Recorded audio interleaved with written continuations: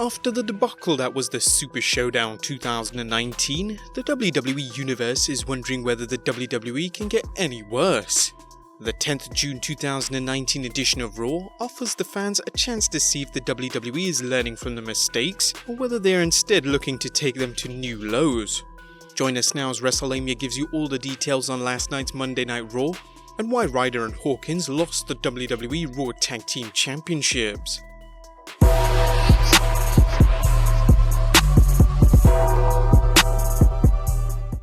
This week's Raw is coming to you from San Jose, California, with Renee Young, Michael Cole and Corey Graves calling the action, while Vince McMahon screams in their headsets. Raw gets off to the same tired foot with Seth Rollins coming to the ring carrying a steel chair.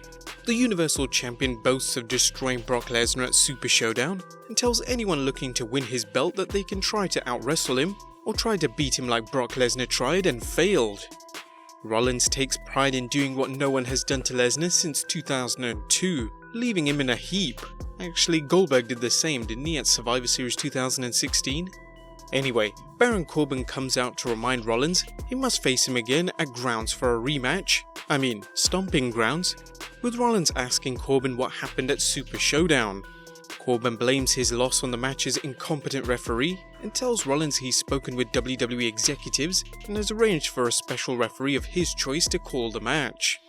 When Rollins reminds Corbin he has no friends, Sami Zayn shows up informing Rollins he is on Team Corbin. Rollins asks Zayn who has his back and Kevin Owens shows up, telling Rollins he has Zayn's back. This leads to a main event between KO and the Beast Slayer tonight. Incredibly, none of the heels attack Rollins as he leaves. But we're up for our first rematch of the night, as for some reason we're having another rematch between Lars Sullivan and the Lucha House Party, the only difference being that this is going to be an elimination match. It seems that WWE continues pushing Sullivan at the expense of three much smaller opponents, with Sullivan destroying the Luchadors again. Sullivan easily dispatches his opponents, eliminating Kalisto first, followed by Lince Dorado, and lastly Gran Metalik. A backstage segment features the 24/7 champion R-Truth and Carmella eluding the usual gang of idiots chasing him for the title. That's Drake Maverick, EC3, Heath Slater and Cedric Alexander for those who actually care. Yep, Cedric, welcome to the main roster. They chase Truth and Carmella into an elevator, but the referee doesn't make it. The elevator suddenly stops, trapping the champion with his pursuers. But since there's no referee, there can be no title change, so Truth is safe for the meantime. Becky Lynch and Seth Rollins are then shown backstage and Michael Cole acknowledges on air that the two are actually a couple. You can be certain that means an angle is coming sometime soon. Cole interviews Raw Women's Champion Becky Lynch and Lacey Evans about their match at Stomping Grounds. It's a decent back and forth between the two, with Evans playing the arrogant heel and Lynch vowing revenge for Evans costing her SmackDown Women's Championship. Yet another backstage segment with Little Miss Bliss schmoozing Nikki Cross into being in her corner during the match between Lacey Evans and Alexa Bliss versus Becky Lynch and Bayley.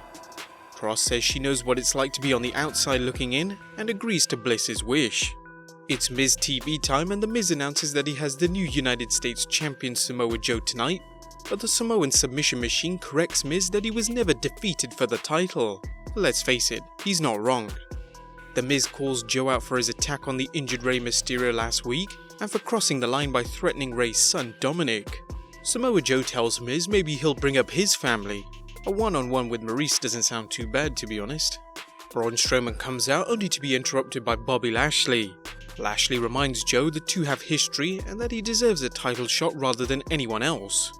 It's one interruption after another, as Ricochet makes this scene followed by Cesaro. Things quickly break down as all six men began fighting. The Miz, Ricochet and Braun Strowman versus Samoa Joe, Bobby Lashley and Cesaro. It's six-man action with superstars in the upper card, or with the potential to break out into the upper card. The match ends with The Miz hitting the skull-crushing finale on Cesaro, and Ricochet hitting the 630 splash on the Swiss Superman for the win. Those who would have been paying attention to the match would have noticed that Cesaro landed on his ankle awkwardly, as later off screen he was seen limping and required the referee's aid, indicating he might be legitimately injured. Thankfully, Ryan sat in a pro wrestling sheet confirmed the injury as not being too serious. Backstage, Baron Corbin is looking for the right person to serve as special referee for his title match against Universal Champion Seth Rollins at Stomping Grounds. We then get off to the next match between Becky Lynch and Bayley versus Lacey Evans and Alexa Bliss. This one was classic tag team action with Evans and Bliss beating down the man, keeping her from making the tag. Becky ultimately gets the hot tag, with Bayley attacking everyone in sight. However, Evans eventually hits her finisher with the women's rights on Bayley for the win. It was a good match, but with Bayley wrestling in her hometown, it was silly to think that she would do the JOB tonight. Sami Zayn meets with Shane McMahon and asks to be made special referee. Zayn says he's happy being second referee, and Shane tells him he can be the referee outside the ring. Mr. Money in the Bank Brock Lesnar's advocate Paul Heyman tells the fans that Seth Rollins is nothing but a thug, and that after Rollins' brutal attack on Lesnar at Super ShowDown, the gloves are off and it's no more Mr. Nice Guy. From now on, there will be no announcement of when Lesnar will cash in his contract. Definitely a wise move for a heel. Heyman taunts Rollins that Lesnar may be in the arena tonight, and he may not be. Heyman suggests Lesnar may even be Baron Corbin's special referee for the match at Stomping Grounds. Hey, that would actually be good. Let's hope WWE goes with that. Next up, two jobbers get their 15 minutes of fame, as WWE Women's Tag Team Champions Peyton Royce and Billie Kay go up against Lisa Lace and Alia Mia. This is a non-title match and sees the champions quickly dispatch their opponents. The Women's Tag Team Champions have been on the back burner, which is a shame since the belt can offer a chance for some of the women's division's other stars a chance to enter the spotlight. Placing the champions against two curtain jerkers isn't the way to do this. We then get highlights of Shane McMahon's win over Roman Reigns at Super ShowDown, where Shane got an assist from Drew McIntyre, followed by an interview where the big dog discusses the match. Reigns comments that Shane won the match the same way he's accomplished everything else in his life. It was just handed to him.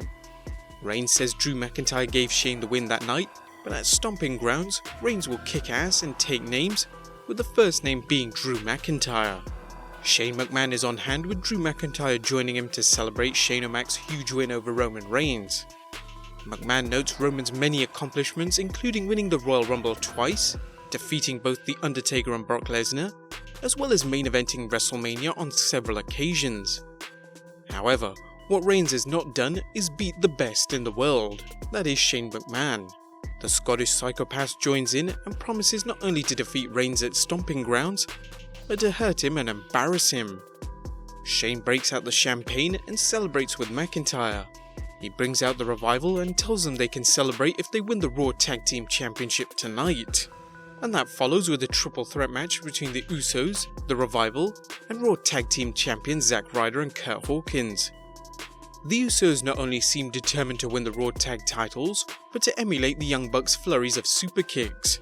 As determined as the Usos are, the Revival steal the win after an Uso hits a Superfly splash on Zack Ryder, with Dawson tagging himself in to cover Ryder for the win. We now get new Raw Tag Team Champions, the Revival. Why did they win? Well, we'll look at that a little later on.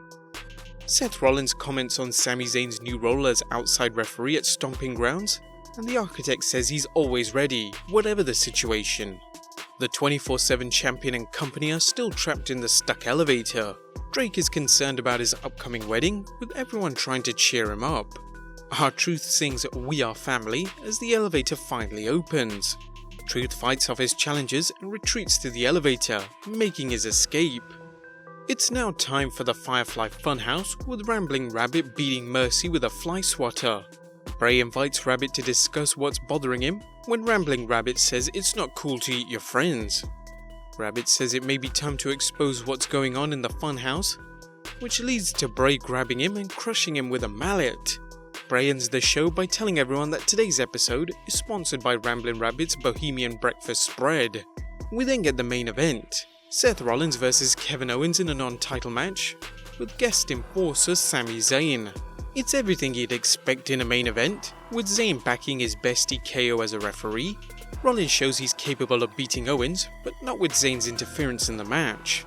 Rollins is ultimately disqualified by Zayn when the Beast Slayer confronts him about his interference. Baron Corbin runs in, but Rollins grabs a chair and is able to fight everyone off. Tonight's show was extremely conservative and featured the WWE playing it safe by relying on their usual bag of tricks. Run-ins during matches, long interviews, and good women's matches. Unfortunately, the women's match and the 24/7 championship title were the only two entertaining segments. The WWE did nothing to make tonight special, and after Super ShowDown, it's clear they didn't want to risk alienating the fans further. The problem is that the show was downright vanilla. It wasn't atrocious, but it wasn't good either. And a mediocre show is not the way to get people tuning in. Even worse, the WWE seems to have dropped its practice over the last few weeks of hyping matches or appearances for the next week. Again, not even trying to get fans to tune in for next week's show. But why did the Revival regain the Raw Tag Team Championship after Ryder and Hawkins only held it for 5 weeks? It's interesting as it raises the question whether Revival still want to leave the WWE once their contract ends. The WWE used the stick approach by having the Usos embarrass them on TV and backstage skits, and now it appears the WWE is trying the carrot approach with a championship run. Ironically, the WWE seems to be doing absolutely nothing with the women's tag champions, which only confirms the belief there is no consistency to the WWE's booking. Likewise, the WWE turned what could have been a 6-man fight for Samoa Joe's US Championship into a meaningless tag match. Raw is predictable as ever, the Firefly Fun House is as wacky as ever, but fans have to wonder what the payoff will be. But there you have it guys, all you need to know about the 10th June 2019 edition of Raw and the WWE's goal of putting the tag titles back on the Revival. Did the show live up to your expectations? Was it a disappointment? Or was it somewhere in the middle? Let us know in the comments down below, follow us on Twitter and Instagram, and I'll see you next time with some more wrestling content.